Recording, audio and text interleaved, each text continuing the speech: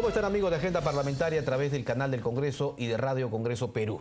En esta oportunidad nos encontramos con el presidente de la comisión que investigó el caso de las irregularidades en el gobierno regional de Ancash, el legislador Mesías Guevara, porque luego de un año de trabajo, este grupo legislativo ha emitido un informe que encuentra responsabilidad penal en César Álvarez, expresidente regional, en su entorno, pero además recomienda al Ministerio Público iniciar investigación a 2 exfiscales de la Nación. Congresista, como siempre, muy gentil por estar con nosotros. Muchas gracias, Ricardo, por la invitación y, como siempre, un saludo cordial a través de ustedes a todo el pueblo peruano. Usted hizo un trabajo bastante extenso, bastante voluminoso, pero detallado. Esa síntesis la presentó recientemente usted en el Pleno, fue aprobado el informe. Da cuenta, por ejemplo, que César Álvarez y su entorno se embolsicaron, ¿no? Porque se apropiaron ilegalmente de más de 300 millones de soles. ¿Cómo ocurrió esto, congresista? Bueno, efectivamente es bueno resaltar, Ricardo, de que la comisión hizo un trabajo bastante profesional, bastante serio, responsable, imparcial y objetivo. Y ahí cabe también destacar la participación no solamente de mi persona, sino de otros colegas congresistas, por ejemplo, del propio congresista Jesús Hurtado, Luis Galarreta, el propio congresista Luis Yatas, quienes hicieron un trabajo muy importante, porque gracias a ellos fue que se aprobó el informe en mayoría. Lamentablemente también hubo un informe en minoría que fue suscrito y sustentado fundamentalmente por el congresista Mariano Portugal, lo cual nosotros en lo personal hemos mostrado nuestro rechazo total a este informe, porque más que un informe de minoría, constituye un alegato a favor de los investigados y fundamentalmente de los jueces y fiscales. La investigación se distribuyó en 23 capítulos, de los cuales al final formó parte del informe final, que en su totalidad llevó a tener aproximadamente 1.200, 300 páginas. Y además de las 1.200, 300 páginas, hay muchos anexos de 300 hojas. Ya te imaginas la cantidad de información que hay en estos momentos.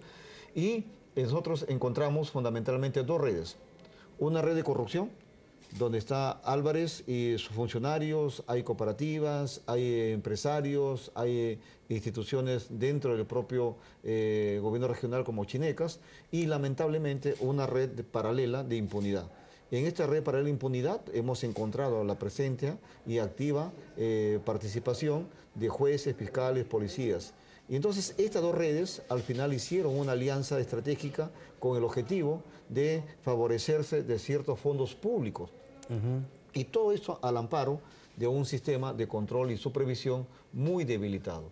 Entonces, el monto que ha manejado tanto la región como los municipios son aproximadamente 16.000 millones de soles. Claro está, hay que ser claros también e hidalgos, manifestar que la mayor cantidad de dinero que se ha manejado no es a través del gobierno regional, sino a través de los municipios, por una sencilla razón.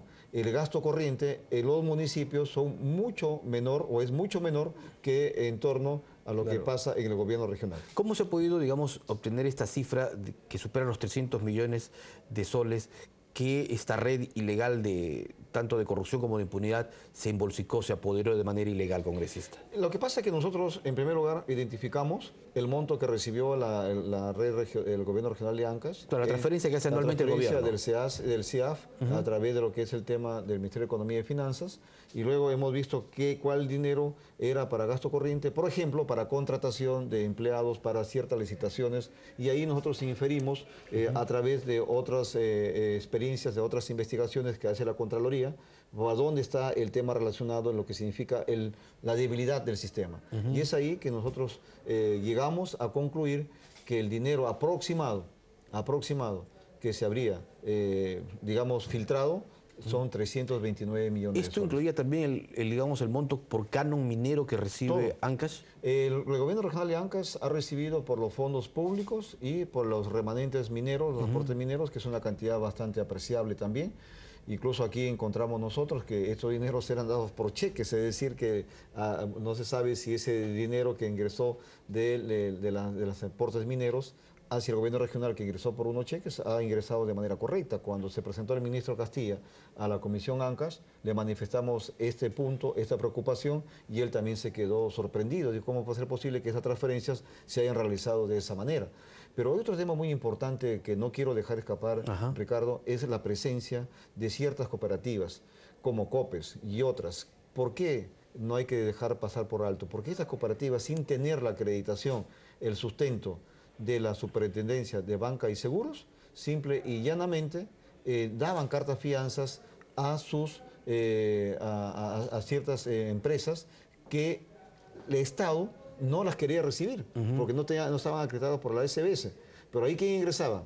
Ciertos malos jueces con sus famosas medidas cautelares que obligaban prácticamente para que la OCE u otras instituciones del Estado se vean obligadas a recibir. COPES actuaba ilegalmente, entonces, pues, al no tener autorización de la superintendencia. Actuaba ilegalmente, y lo que más tristeza causa e indignación a la vez es cómo ciertos jueces se prestaron para obligar al Estado para que reciba esa carta fianza. Y eran estos jueces que aparecen, por ejemplo... Provisionales. Provisionales, pero que además se beneficiaron con algunos cursos o capacitaciones en el extranjero que financió el Poder Judicial y el gobierno regional de Ancash. Es otro tema. Ese es un tema ya del convenio que firmó el gobierno regional con el Poder Judicial.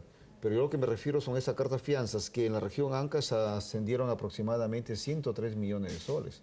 Ahora, lo que tú me estás preguntando de los viajes, efectivamente, ahí también entre el gobierno regional y el Poder Judicial se firmó un convenio que lamentablemente devino, yo lo voy a decir siempre, por más que los señores o jueces supremos les incomode, eso generó una protección, ayudó a engendrar a esta red de impunidad. ¿Tú te imaginas, Ricardo, que se presenta el señor presidente del gobierno regional y el señor presidente de la Corte Suprema, ambos con su medalla, ante el pueblo chimbotano, firmando un acuerdo, un convenio? ¿Qué mensaje le están dando ambos al pueblo chimbotano? Diciendo, oye, por si acaso, yo estoy con la justicia.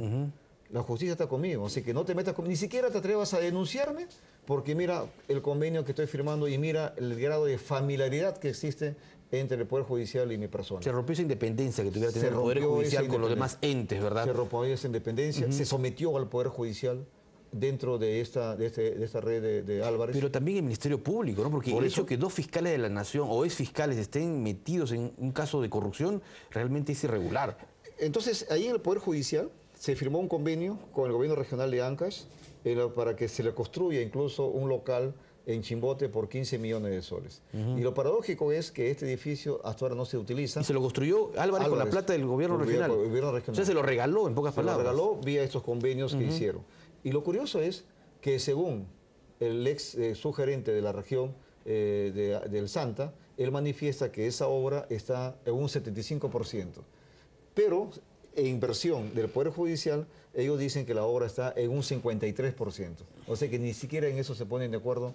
Es una obra que está inconclusa, ahí abandonada, y que el Poder Judicial amparó al señor Álvarez. ¿Y con la Fiscalía ocurrió lo mismo también? Con la Fiscalía hicieron un convenio en el que le transfirieron aproximadamente 2 millones de soles.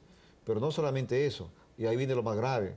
¿Por qué? Porque en la Fiscalía, mucha de la sociedad civil, muchos ciudadanos, iban y presentaban sus denuncias contra Álvarez y con otros funcionarios, pero sin embargo, los fiscales, lejos de aperturar la investigación, los archivaban.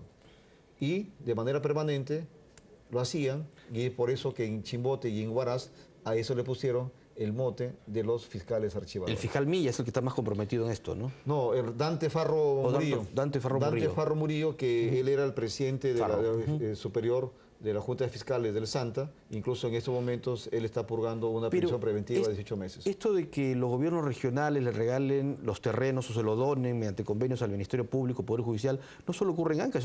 Yo estoy viendo que en el Callao ocurre lo mismo y no pasa nada con las autoridades regionales. En el Callao ocurre lo mismo, y es por eso que la doctora Ana María Aranda, el 2013, sacó una directiva, una resolución en la que manifestaba que se prohibía tajantemente que el Poder Judicial reciba dinero de ciertos funcionarios, de ciertos presidentes regionales que estaban ensombrecidos por actos de corrupción o sospechas de corrupción.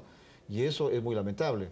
En la región Ancash, cuando tú hablas de los fiscales, lamentablemente encontramos fiscales archivadores, por un lado, y por otro lado encontramos a fiscales que han estado comprometidos en el propio partido del señor César Álvarez. Es decir, han nombrado a fiscales provisionales, a gente cercana de Álvarez, que en su momento fueron funcionarios y militantes del movimiento Cuenta Conmigo. Todo eso hemos indagado y lo hemos hecho público a través del informe que hemos elaborado, donde lamentablemente ahí encontramos la participación activa de dos jueces fiscales supremos, tanto Ramos Heredia como Peláez Bardales. Ambos están incómodos con mi persona, ambos me han denunciado o han pretendido denunciarme también, han pretendido intimidarme, pero yo una vez más aquí a través del canal del Congreso les digo a ambos personajes que no personalicen el tema. Ellos lo personalizan como mi persona, pero olvidan de que este informe en primera instancia fue aprobado por la comisión y luego por una mayoría casi unánime fue aprobado por el Pleno del Congreso de la República. ¿Qué pasaba si un fiscal admitía o daba a trámite una denuncia contra Álvarez? ¿Se lo separaba? Lo que pasa es de que no era bien visto, ¿no? E incluso, por ejemplo, los que se atrevieron a hacer el tema del allanamiento de la famosa centralita, en tiempo récord los fiscales fueron despedidos. Sí, yo quería apuntar a ese tema porque, digamos, lo que también llamó mucho la atención durante todo este periodo ha sido el de la centralita, ¿no? Que era una suerte de lugar donde operaba justamente todo el entorno de César Álvarez, que está preso actualmente, y que incluso hasta se convirtió en una especie de sede de televisión, porque de ahí también se preparaban spots y todo un equipo, pero que cuando se interviene prácticamente desapareció todo. Desapareció todo, nosotros hemos tenido acceso de todo el inventario que había ahí, había videograbadoras, había bastante equipamiento, lo tenemos ahí nosotros, en nuestra investigación, pero el día que se hizo el allanamiento no hubo nada. Por arte de magia... Hubo un soplo impresionante. Un soplo impresionante, tanto del Poder Judicial de una secretaria, que también está comprendida en una investigación en el Ministerio Público, que prácticamente filtró la información que tal día iban a realizar el allanamiento. Y luego cuestionan el allanamiento, incluso los 4 fiscales que fueron despedidos de manera irregular, quisieron ser sometidos o quisieron someterlos a un juicio penal, pero no ocurrió porque demostraron que el allanamiento estaba bien hecho. Y ahí se preparaban también en la centralita las acciones, digamos, de violencia, asesinatos como el del ex consejero regional. Ahí hay un eslabón que es el señor Burgos Guanilo, que ya fue detenido y que entiendo que en estos momentos él estaba colaborando con la investigación. Él estaba a cargo de lo que es el tema de la centralita. Lo que nosotros hemos tenido acceso es que ahí efectivamente se grababan los spots de televisión y que ahí también se distribuían ciertos regalos como panetones, como regalos para las campañas políticas. Y por supuesto que ahí se daban instrucciones y es por eso que en estos momentos el Ministerio Público y el Poder Judicial, que ya iniciaron las audiencias, tienen toda la información al respecto. ¿La comisión habla del caso Ezequiel Nolasco? No hablamos mucho por una sencilla razón. Porque este tema ya está judicializado. Correcto. Ya está judicializado y no queremos interferir en ese tema.